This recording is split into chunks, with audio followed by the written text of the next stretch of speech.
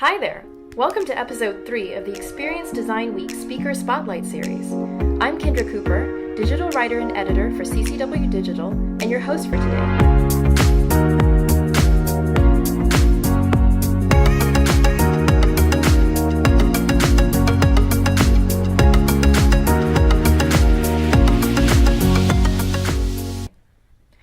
How do you become the largest e-commerce company in the entire world? User experience design. It goes way beyond web design and user interfaces. It's about gathering data on what customers want and designing features to meet those needs. Amazon created the benchmark in e-commerce for 2-day shipping and is now experimenting with automated drone deliveries in the UK. When you buy an Amazon Fire device, it already knows who you are, with all your content readily available. And with Prime Now, Amazon offers 2-hour delivery for over 250,000 items, which just raises the stakes even further. It's this culture of experimentation and innovation that allowed Amazon to evolve from an online bookseller competing with Barnes & Noble into the mammoth that it is today. So I have with me today Meghan Borsic, the head of UX design for consumer electronics at Amazon. So Meghan, hello. Thank you for coming on with us today. Hi, Kendra. Thanks for having me. Hi. Can you tell us a little bit more about your experiences and your role at Amazon? Sure. Well, I've been in the UX industry for close to 16 years, and I'm a results-focused user experience and design professional. And as you mentioned, I'm head of UX research and design for consumer electronics at Amazon. More specifically, I'm an innovation enabler and also an idea accelerator. I'm very passionate about technology and innovation combined.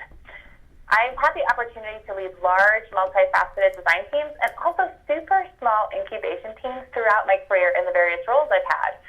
I've also been told that my strengths as an innovation leader come from my past as a principal designer, and which is distilling a problem or an opportunity into its actionable essence, and then I can release that plan to my team.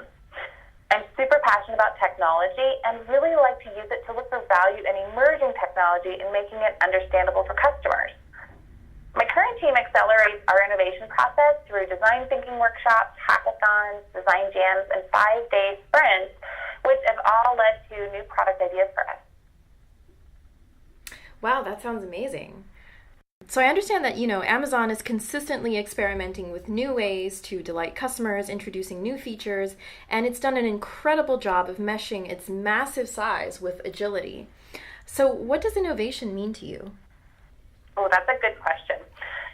Innovation is giving the customer what they need before they know they need it. Innovation's really become this buzzword, right? It means something different to anybody, but it's really about being creative and original in your work and your thinking. So too often, I think in our industry, people confuse innovation with technology. Some of our most innovative work is not our most high-tech, but it's rather that it's entirely original. People we admire innovate using smart thinking and a wild imagination, and technology is just simply our tool. That sounds very on point because Amazon has all these little features that reduce customer effort, such as the dash button, which allows you to, replenish items that you buy regularly. You can order toothpaste on Amazon Alexa, and she knows immediately exactly what brand of toothpaste you're looking for. So what are some challenges that organizations have around innovation, and how can innovation differentiate you from your competitors? Oh, innovation is everything in differentiating us from our competitors. Well, I think that many organizations, as far as the challenges go for innovation, so many organizations face internal challenges which can hinder that innovation process. So, for example, some organizations may fear that innovation is a distraction from day-to-day responsibilities, which could lead to employees simply not feeling empowered to innovate. Innovation needs the support of the organization's leaders for it really to take hold and settle in.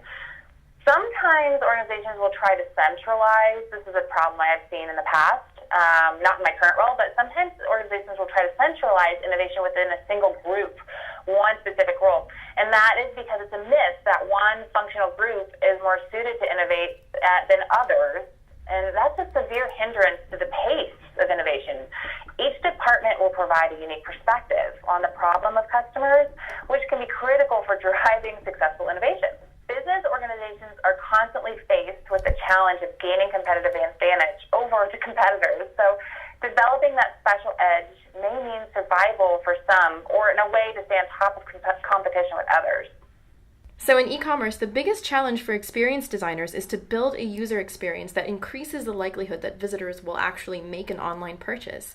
What would you say really drives user experience innovation? Ooh, so user innovation is super interesting. It's the idea, my understanding of it is, it's the idea that firms should let users drive innovation as opposed to attempting to push innovation out from a lab, for example. So one of the stories I can think of, just because I live in Colorado and we love snow and skiing and snowboarding, the first snowboard was created using user innovation in 1965 when a user strapped two skis together. Snowboards weren't actually mass produced by ski equipment manufacturers until the 90s, I recall. And that was because the ski industry started to lose out on money from the small mom and pop shops that were producing snowboards at the time. So they needed to adapt. But that user innovation, that person that strapped those two skis together came up with that years, decades before. So users naturally will find ways to do their day-to-day tasks in a way that works best for them. And this is really where we as user researchers in the user experience industry need to pay close attention to spot those trends that our users are doing and help them to give them what they want to do. And that makes it very natural for them in their process of day-to-day. So there are three types of user experience design. There's reactive, which is when a company builds an experience based on the user's behavior, like Amazon does. Amazon uses cookies to make product recommendations and really personalize the experience. Then there's magnetic user experience design, which draws customers in through the power of a positive experience, like what Google does. And lastly, there's immersive experience design, which is the ability to turn customers into ardent and loyal fans. And Apple does an exceedingly good job of this. So, Meghan, I'm curious, how do innovation and user experience work together to create an intuitive product that your users also enjoy using? Let me think about that. They go hand in hand. So, innovations can only be useful if they actually reach the customers. Right? Otherwise, there's just this idea that's floating around. Customers will never see them. And the key to reaching the customers and onboarding them with these customers is not only the innovation, it's that they're usable as well. So new and returning customers of your product don't want to deal with the constant updates or fixes. They want a product that just works. They don't want to constantly say, I have to update again because somebody's innovating. They just want it to be natural and have it function exactly as they want it to. If they already know how to use the service, they don't want to have to learn something new. And that's where that balance really comes in, and it's super important that we watch. How is this innovation actually solving something, or is it something that we just think is cool, right? So the key that I have found when introducing new innovations is that you need to communicate to your customers what is brand new in the product and share why it is beneficial to them in their experience with that product. And if you can do it in a way that really highlights the benefits, I've found easier adaptation of combining the two. Right, and it sounds like there's even an education component there where users need to understand why you're making these changes because, brain science shows that customers can be very uncomfortable with product changes, especially changes to company names. So I understand that with this practice of designing and iterating, reiterating, it's also important to keep the users clued in as to why you're doing that. So Yeah, so I'm curious, so how and why do you think design-driven innovation will drive the future? I think this past year or even a couple years has been very, very promising, showing the trend of innovation for the future. There's been a huge change. So the focus has changed to not only push new technology, but to make sure that it's pushing a new meaning to how we use these different gadgets and devices. I find design-driven innovation intriguing because it's based on the observation that the usefulness and desirability of a product or service is not determined by its technological sophistication, but rather by whether people experience it as a valuable addition to their natural lives. Successful design-driven innovators have the potential to create and change the market. which is overall why I think this is going to change the future. This is because they're better at directing, attracting, and interacting with their customers because they have that user focus as their core. This can be seen when technological breakthroughs merge with design-driven innovation. And this is going to go hand in hand even more closely in the future. Right, that sounds really exciting, and it sounds like all of us still have a lot to learn and will continue to have a lot to learn because it's a constantly evolving field. During Experience Design Week, you're going to be leading an experience design therapy session on incubation innovation.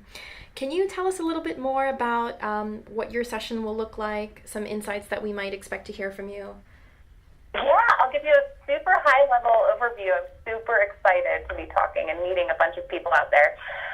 So we're going to talk through how to break through and innovate in your role and how to create a backing for an idea. That's the biggest challenge. A lot of the time, innovation dies at the very early stage because it takes special skills and really a confidence to break through and push through when people are showing resistance. And that's what makes innovation so difficult. There are proven strategies and processes that work, and we're going to dig into those together. That sounds great. I can't wait to meet you at Experience Design Week. Likewise. Thank you. So, as I mentioned before, this experience design is just moving so fast, and you have to look at what competitors are doing, even if you're Amazon. So I'm curious, as a practitioner in the field, how do you stay up to date with current trends? Are there any events you attend, or perhaps some influencers that you follow? Mm-hmm. Yeah. So I'm a user. Like I mentioned before, that I'm super passionate about technology. So I'm a user as well as a practitioner in the UX world. I listen and trust my gut. And we talked about it a little bit before, but innovation is totally original work that solves a customer need. And so I really listen to myself, and I think, okay, well, how is this really the simplest way to get this done? Could this be done better? And is this really the device I should be doing it on even? Should I be creating a new device? Anything goes. There's no ceiling. And so I think that there are definitely some fun tech reads out there that, since I do love technology, that I do follow. TechCrunch, Wired, and Recode are three that come to mind that I think have some high-level innovation insights that can definitely be helpful to keeping inspired. Yeah, and I love that you mentioned that you use your own instincts. As a user, I feel like a lot of experienced designers tend to rely very heavily on research and, high-level techniques when, in fact, design is meant to be very intuitive. So I'm curious, what are you most excited to share with our Experience Design Week attendees? Oh, everything. But when it comes down to it, the reason we innovate can really be understood through the same emotional lens that motivates us to do pretty much anything else we do in life. So I'm super excited to share how I've made innovation a natural part of my day-to-day life and share how others can do that as well. Experience Design Week will be taking place this February 25 to 27 in Denver, Colorado, which is where you're based right now. I'm wondering if you can recommend any fun things to do in Denver or any things that we should go check out while we're there. Oh my goodness. Well, it's right downtown Denver in Lodo. So you are right in the heart of it all. You're going to have a great time with all those best restaurants and things to do in the evening. You also have access to the Rocky Mountains, and it's absolutely beautiful in February. Do bring winter boots. You never know. Sometimes you might get snowed in. It's our winter season. But anything outside or downtown with the best restaurants, I think you're going to have a great time. Wow, well that sounds like a lot of fun, Meghan, and we can't wait to see you at Experience Design Week. Thank you again for sharing all of your insights. Thank you. I'm happy to be here, Kendra. I appreciate it.